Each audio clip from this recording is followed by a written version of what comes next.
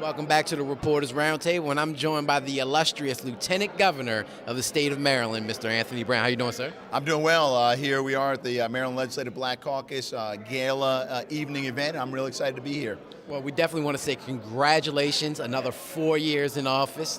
And Maryland, unlike other states around the country, stayed Democratic. How do you feel about the win? Yeah, first of all, Maryland did defy that sort of national Republican wave, and I think we did because Marylanders recognize, and I am very proud of Maryland, recognize that we are making progress, and we really shouldn't be, going backwards, but continuing to go forward, building on the progress that we've made, improvements in public education, college affordability, safer neighborhoods. But I will say that this is also an opportunity as we move forward to address some of the issues that we have been working on, but really need stepped up attention, like the achievement gap in education. Like the health disparities between black and white. So there's still a lot of work to be done, but Tuesday gave Maryland a great opportunity to take on these challenges that we've been facing for a long time and that we need to wrestle to the ground. You made a very wonderful speech, rousing speech on election night. A lot of people reported on my Examiner site and on the show and called and said you did a wonderful job in the speech. In 4 years, you are the presumptive nominee to be the first African-American governor for the state of Maryland. Is that in your future? What's in my future is continuing to serve the people of Maryland, and I'm looking forward to the next 4 years as lieutenant governor.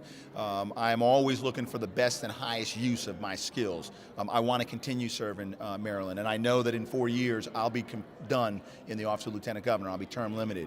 So right now, while I can't say that I'm running for one thing or the other, I will be looking for opportunities in the future to continue to serve Maryland, because the work that we set out on 4 years ago with Martin O'Malley, we're not even going to complete it in the next 4 years. So there's still a lot of work to be done, and I'm looking forward to working with my friends in the legislature, in local government, to get that done.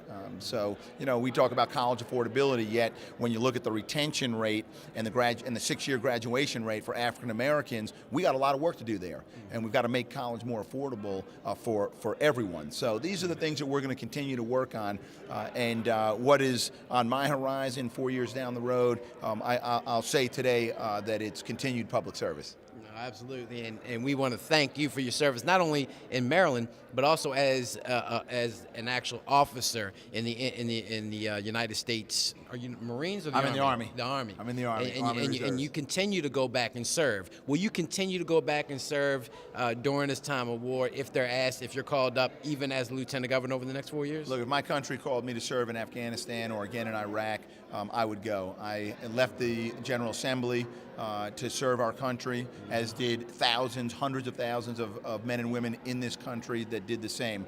I don't think it's likely that's going to happen. Currently, I serve as a commander in the reserves. That tenure is over at the end of this calendar year, and I am going to go into the inactive reserves. So it's not likely, but you know how it is. Anything's possible. I'm always ready to serve my country and serve my neighbors in the Army, but I don't think that that's likely to happen. Okay. Over the next 4 years, is there any specific agenda that Anthony Brown, as lieutenant governor, wants to actually aim and look towards education, economically, whatever? Healthcare right now. We're going to implement health reform, but we're going to do it in a way in Maryland where we drive down the costs, we improve quality, and we are going to address the health disparities that exist. The fact that a similarly diagnosed black man is going to be less likely to survive diagnosed with cancer than a white man, that's unacceptable in a state like Maryland where we have the resources that we do. So as we implement health reform, we are going to use this as an opportunity to eliminate the health disparities that exist, not just in Maryland, but in the country. But we're going to work on Maryland. Absolutely. Well, Lieutenant Governor Anthony Brown, thank you so much, man. Thank you. And God bless you over the next 4 years. Thank you very much. All right.